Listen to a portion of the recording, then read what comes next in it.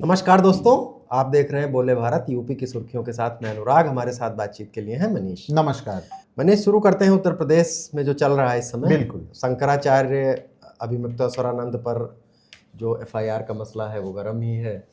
इस मसले में नए नए डेवलपमेंट सामने आ रहे हैं। ये आ रहा है कि झूसी थाने की पुलिस माघ मेले में जहाँ उनका शिविर लगा हुआ था, वहाँ वो जिन्होंने शिकायत की है आशुतोष महाराज, उनको लेके गई थी और सीन वगैरह रिक्रिएट कराए गए। ऐसी भी बातें सामने आ रही हैं। अब ये भी सामने आ रहा है कि वो हाई कोर्ट जाने वाले हैं कुछ लीगल रेमेडी के लिए। जैसे दो बातें सामने आ रही हैं आज की तारीख में अनुराग। एक तो ये कि अभिमुक्तेश्वरानंद सरस्वती अपने ऊपर दर्ज हुई एफआईआर के खिलाफ उसको रद्द करने के लिए इलाहाबाद हाई कोर्ट जा सकते हैं, जैसा कि उन्होंने अपने बयान में भी कहा है। गिरफ्तारी की कार्रवाई करें तो वो भी, हम तो पुलिस का कोई विरोध नहीं करेंगे, हम उसका सहयोग करेंगे। वो जो करेंगे जनता तो सब देख रही है। देखिए 3 कोर्ट है हमारे लिए, एक निचली कोर्ट है, एक मिडिल कोर्ट है और एक सुप्रीम कोर्ट है। तो जो निचली कोर्ट है वो जनता है, जनता सब देख रही है, वो निर्णय देने वाली है। जो मिडिल कोर्ट है, हाई कोर्ट, वो हमारा हृदय है। हम जान रहे हैं कि हम गलत हैं कि नहीं हैं। और तीसरे ईश्वर है, सुप्रीम कोर्ट, वो भी देख रहा है कि कौन गलत है कौन सही है। 3 कोर्ट है, लोअर कोर्ट, हाई कोर्ट और सुप्रीम कोर्ट, और वो कहीं भी जा सकते हैं। उनके हालांकि वकील का एक बयान सामने आया है जिसमें उन्होंने कहा है कि अभी कोई पुलिस उनसे पूछताछ करने आ रही है या नहीं आ रही, इस बारे में उनको कुछ पता नहीं है। इससे संबंधित दूसरा घटनाक्रम यह है कि प्रयागराज पुलिस बनारस पहुंचने वाली है, ऐसी खबर सोर्सेज के हवाले से चर्चाएं हैं कि प्रयागराज में शंकराचार्य से पूछताछ कर सकती है। वो बनारस जाने वाली है प्रयागराज पुलिस, क्योंकि शंकराचार्य बनारस में है, तो वहां उनसे पूछताछ की जा सकती है। और कुछ लोगों ने तो सोशल मीडिया पे ये भी कहा है कि चूंकि पॉक्सो एक नॉन बेलेबल ऑफेंस है और इस एक्ट में यदि मुकदमा दर्ज होता है तो इसमें गिरफ्तारी तय होती है। दरअसल यही मनीष चल ही रहा था कि चूंकि पॉस्को एक्ट के तहत मुकदमा दर्ज हुआ है और ये मसले में अगर पुलिस जरा सा भी आगे बढ़ती है तो फिर इसमें बहुत जल्दी गिरफ्तारी का कदम आ जाता है। लेकिन एक और राजनीतिक खबर पर चर्चा कर लेते हैं। समाजवादी पार्टी के जो विधायक राज्यसभा में क्रॉस वोटिंग की थी, उनकी जानते ही आप, मनोज पांडे, बिल्कुल, राकेश प्रताप सिंह और अभय प्रताप, उसमें 3 थे। अभय सिंह, पूजापाल भी थे, पूजापाल, आशुतोष मौर्य भी थे। बिल्कुल। लेकिन इस समय 3 लोगों की चर्चा ये है कि वो जरा थोड़ा सा असमंजस में है, खासतौर से अभय प्रताप सिंह की, राकेश प्रताप सिंह की और मनोज पांडे जी की। देखिए अब आप इस पे बताएंगे। एक बात मैं इससे पहले ये कह दूं कि बाकी 2 लोग, मनोज पांडे तो चुप से रहते हैं, ज्यादा नहीं बोलते हैं सपाया इस मसले पे। राकेश प्रताप, अभय प्रताप की अगर बात करें, वो तो सार्वजनिक तौर पर कह भी चुके हैं कि नहीं, अखिलेश यादव हमारे नेता हैं और अब हमसे अलग हो गया, वो नेता रहे नहीं। देखिए एक तस्वीर आपको याद रखनी होगी अनुराग। राकेश प्रताप सिंह, अभय सिंह और मनोज पांडे, सपा के इन 3 बागी विधायकों में, जिन्हें अब सपा ने निष्कासित भी कर दिया है सपा से, इनमें एकलौते मनोज पांडे वो व्यक्ति हैं जिनके रायबरेली के घर में अमित शाह गए।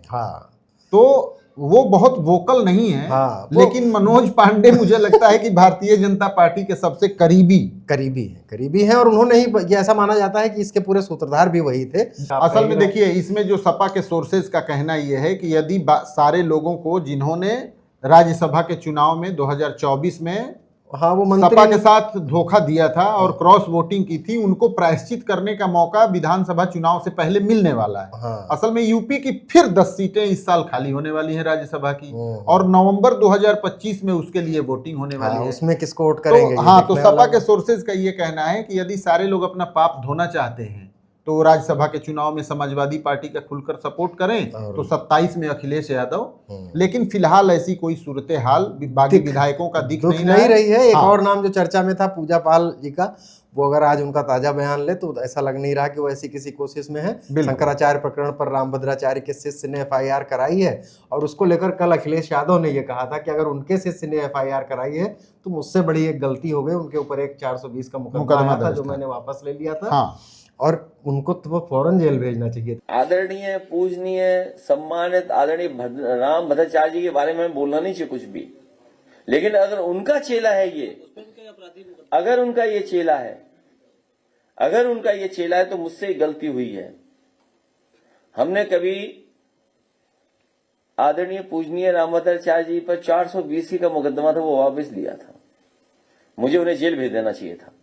इस पर पूजापाल ने कहा है कि राम भद्राचार्य से अखिलेश यादव अदावत इसलिए रख रहे हैं क्योंकि मुलायम सिंह के समय जो बाबरी मस्जिद गिराए जाने के प्रयास में कार सेवकों पर गोली चलाई गई थी, उस मामले में राम भद्राचार्य गवाह हैं।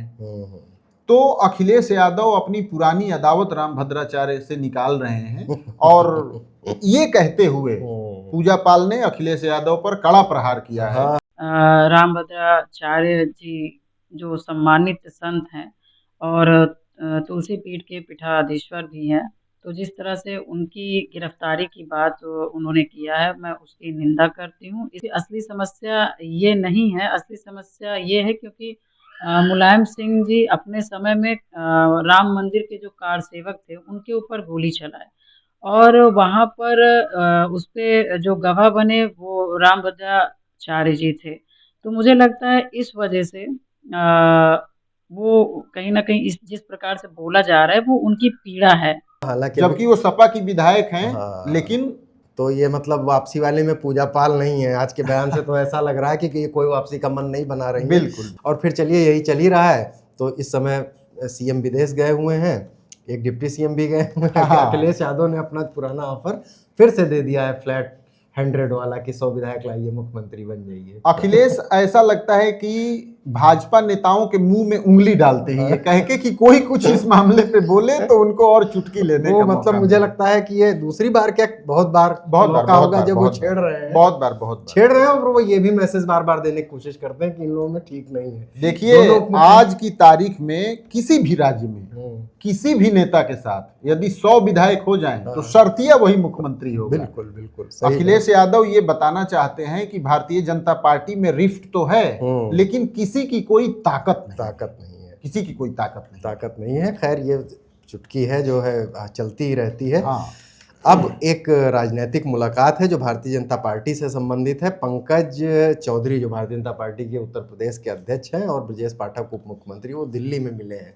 तो इसकी बहुत सारी वजहें होंगी, लेकिन मैं इसमें कुछ खास चाहूँगा कि जो शंकराचार्य प्रकरण है इस पे कुछ देखिए, पिछले दिनों तो ढेर सारे ऐसे प्रकरण हुए और ब्रजेश पाठक वो नेता हैं जिन्होंने आला कमान क्या कहिए, ये कहिए कि योगी आदित्यनाथ और उनके इकबाल को कभी चैलेंज नहीं किया है। हाँ, खुल के तो कभी नहीं किया, खुलकर कभी नहीं किया। लेकिन ये ऐसा पहला मौका है बटुकों की पूजा, उनका अपमान और शंकराचार्य का मामला, जहां उन्होंने बिल्कुल योगी आदित्यनाथ से अलग लाइन ली है। योगी आदित्यनाथ ने अभिमुक्तेश्वरानंद को कालनेमी कहा, व्यवस्थाओं को छेड़छाड़ करने वाले व्यक्ति के तौर पर उनको बताया कि माघ मेले में उनके कारण भगदड़ हो सकती थी। लेकिन ब्रजेश पाठक ने बिल्कुल इसके उलट राय ली। इससे ये भी था कि शुरू में पाठक जी एकदम शांत थे, बिल्कुल, लेकिन उन्होंने फिर एकदम सबसे आक्रामक कदम उठाया, बटुक पूजा ही कर डाली। बिल्कुल। हालांकि वो कुछ लोग उनके बचाव में ये कह रहे हैं कि कैंट में बहुत ब्राह्मण है, उनको खुश करने के लिए। अब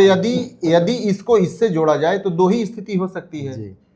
यदि आला कमान ब्रजेश पाठक से नाराज होगा तो वो सफाई देने गए होंगे, और यदि नाराज नहीं होगा तो वो शाबाशी लेने गए होंगे। दो ही स्थितियां इसमें हो सकती बस इसमें बस ये सवाल ये है कि चूंकि दिल्ली में मुलाकात है, अगर ये मुलाकात अमित शाह या नितिन नवीन के साथ होती तो शायद सफाई जैसी बात ज्यादा होती। पंकज चौधरी के साथ है तो कुछ इसका और असल में पंकज चौधरी कहीं पिक्चर में पिछले दिनों में नजर नहीं आए, बिल्कुल राहत में है। तो क्या पता ब्रजेश पाठक उनको सिलसिलेवार ढंग से आंखों देखा हाल भी सुनाने गए हों। अरे तो पंकज जी महाराजगंज के हैं, वो खुद अपने आंखों देखा हाल सुनने की क्या जरूरत है। वही सीएम योगी सिंगापुर पहुंच चुके हैं और भगवा कपड़ों में ही पहुंचे हैं। अखबारों में ये छप रहा था कि क्या पहन के जाएंगे, क्या पहन के जाएंगे। उनके साथ और दोनों मंत्री हैं, उन्होंने तो अपना वेस्टर्न ड्रेसेस पहन रखी हैं। बिल्कुल नेतागिरी वाली ड्रेस में नहीं है, लेकिन योगी जी वहाँ पर उनकी तस्वीरें सामने आई हैं, भगवा कपड़ों में हैं। और कहा जा रहा है कि विवेकानंद के बाद ये पहले ऐसे व्यक्ति हैं जो विदेश में इस तरह के मंचों पर भगवा कपड़ा पहन के गए।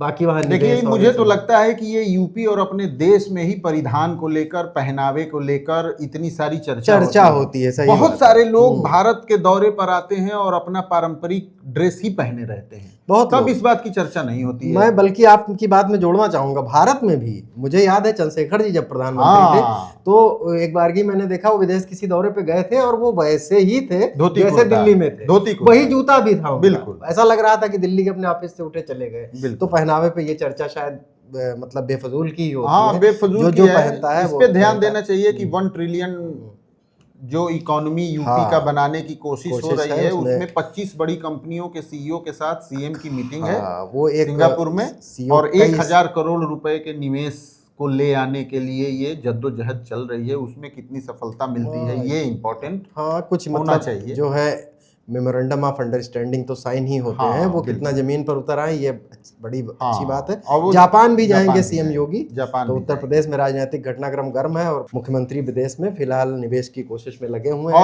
और केशव मौर्य जो जर्मनी गए हैं उनका भी यही लक्ष्य है कि कुछ इन्वेस्टमेंट उत्तर प्रदेश में विदेश से ले आया जाए।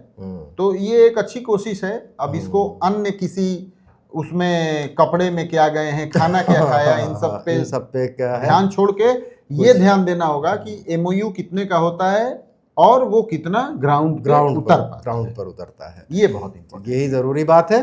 तो यूपी की सुर्खियों में आज यहीं तक, कल फिर आपके साथ नई सुर्खियों के साथ हाजिर होंगे। नमस्कार, धन्यवाद। नमस्कार।